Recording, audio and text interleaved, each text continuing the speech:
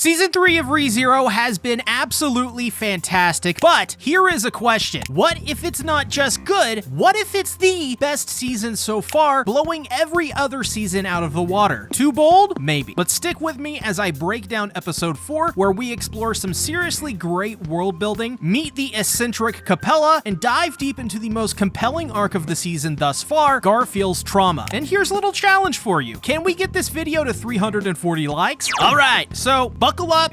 This episode was pure chaos. There's a lot to cover, but we've got to start from the very beginning. After all, this is what the title of the anime is. But right before the opening, this scene sets the stage for the episode's core conflict. We're introduced to two members of the witch cult, one rocking four arms and the other a mysterious hooded woman, I think. They square off against Garfield and Mimi, with Mimi getting injured. That injury creates a ripple effect, not just through the events of the episode, but also within Garfield's personal journey. It feeds into what I think is one of the season's strongest threads. Garfield coming to terms with his own flaws and learning to turn those perceived weaknesses into strengths. What makes this so compelling is how it builds on the groundwork laid in season 2. One thing ReZero excels at, credit to Tappei's meticulous storytelling, is character continuity. Garfield's insecurities, they are deeply rooted in his abandonment issues, which we saw unfold during the trials back in season 2. That theme carries over into this season, especially in the way his relationships with his mother still weighs on him. Even Mimi reminds him of what he's fighting for, his family and his late mother. Now, that's where the gorgeous tiger nickname comes in. It's not just a cool title, it's a symbol of Garfield's ideal self. Kids, for example, in tough situations often cope by imagining themselves as heroes or animals, and Garfield is no different. So when Mimi gets hurt, he's quick to blame himself, even though he was the one who actually saved her life. The details of how Mimi got injured don't even matter in the grand scheme. He was already in motion to rescue her, but thanks to his insecurities, Garfield struggles to see his own heroism. It's all part of the lingering fear from his past, feeling like he can't protect the people he cares about. Now, Garfield's struggle with abandonment, that still looms large in all of this. He's not ready to face the fact that he was left behind. And now, with his mother and a new family in his life, the truth of that is unraveling before him. The narrative he's lived by was honestly built on a lie, yet even with these realizations, the emotions and defense mechanisms he's developed remain firmly in place.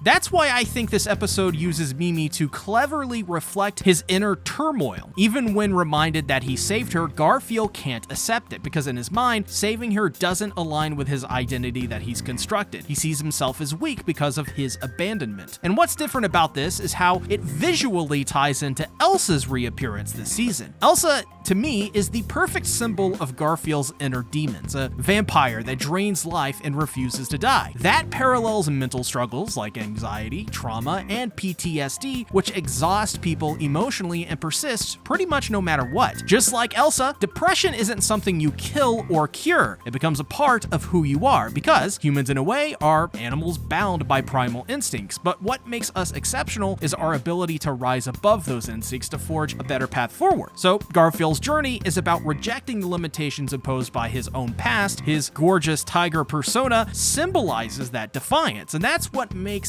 this arc so powerful to me. He's not just struggling with, I guess, his emotions and being human. He's striving to become more by rejecting the very parts of himself he once believed were inescapable by accepting those parts. But besides that, I do want to briefly mention Heinkel, because he's a character, I mean, you just love to hate. He's a drunk with zero redeeming qualities pretty much, and he's now holding Felt hostage. But there's something deeper going on with the Astria bloodline connecting Felt and Reinhardt, it seems. So that's going to add a lot of intrigue to this season, weaving history and world building into the narrative, something Tappei, as I've said, always excels at. Ladies and gentlemen, October 25th, this Friday, GamerSupps is dropping their new Bloodsucker Waifu Cup. With each purchase comes 3 free delicious OG sus snacks, and you can get 10% off by using the code CTactics at checkout,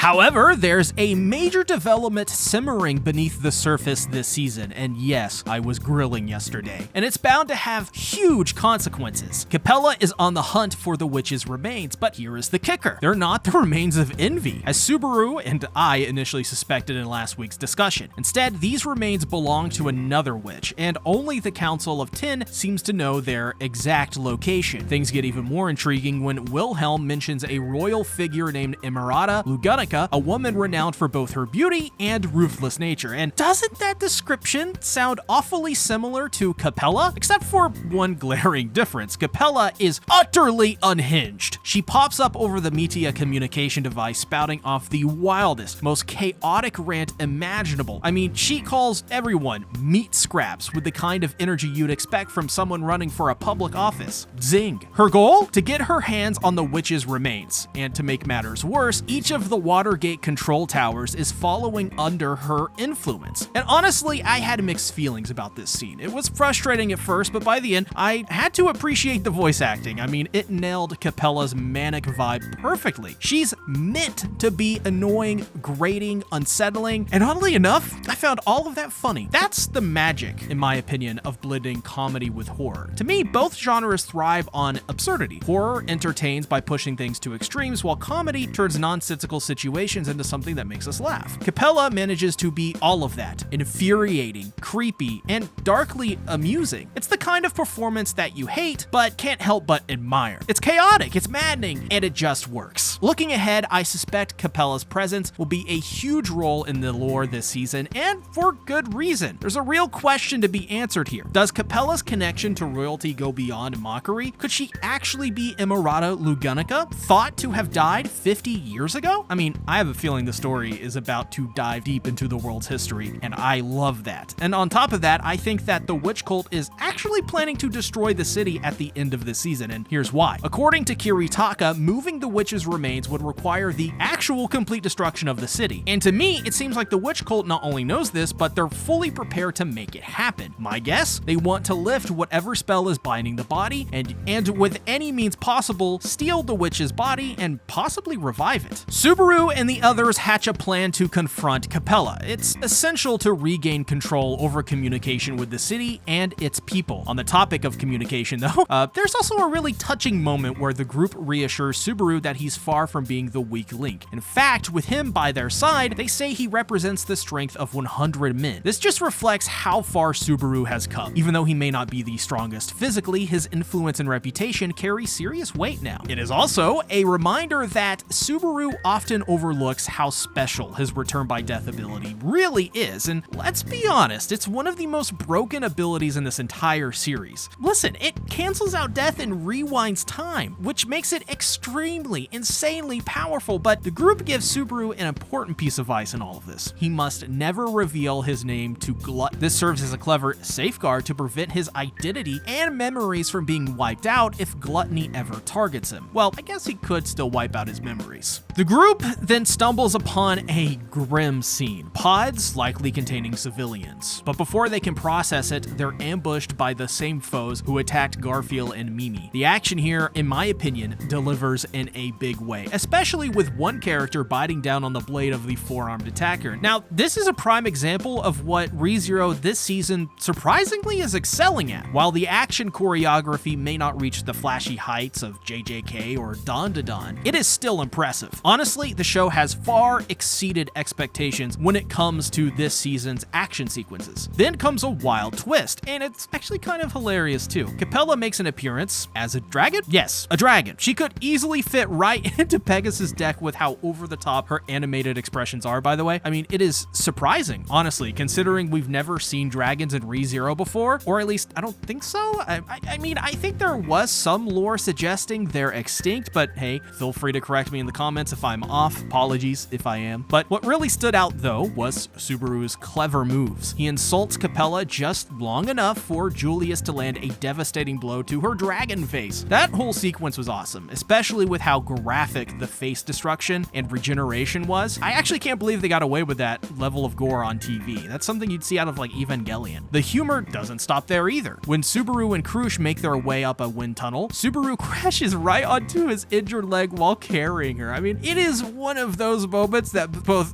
so hilarious and excruciating to watch. I just love how season 3 is leaning more into comedy. It's really a refreshing break from the heavy, brooding tone of season 2. Plus, it gives the characters like Krush more depth, showing different sides of them beyond just their serious nature. Shows they can have fun. But of course, the fun is short-lived as Gluttony makes an appearance. Looks like the next episode is setting the stage for a really intense confrontation, and I honestly can't wait to see how it plays out. And then, we gotta talk about this one, guys. The post-credits scene. And it's a little weird. Amelia wakes up naked in a bed, think of that what you will, only for Regulus to enter and ask if she's a virgin. Yeah, so this was beyond creepy. And honestly, Regulus's obsession with purity, I don't know, man. That's just so unsettling. But given the fact that he's part of the witch cult, I guess it's par for the course. This episode was pretty solid. Not the most interesting out of the last 3. I'd probably rate it 4 out of 4, but this episode served more to build up and set up a couple things for the rest of the season. Introducing Capella properly, the rest of the witch cult goons, and furthering Garfield's story along with progressing the Amelia plotline. It was a fine episode, but I really am excited to see what comes in the next episodes. As I said at the top, last week's video got 331 likes, so this week I challenge you to get this video to 340 likes. It's free to do, and most importantly, help spread positive ReZero content celebrating the series and its fans. Check out the new GamerSupps Waifu Cup, use my code, and remember, love one another, y'all. We only have one life, so let's make this one count. Thanks for watching, bye-bye.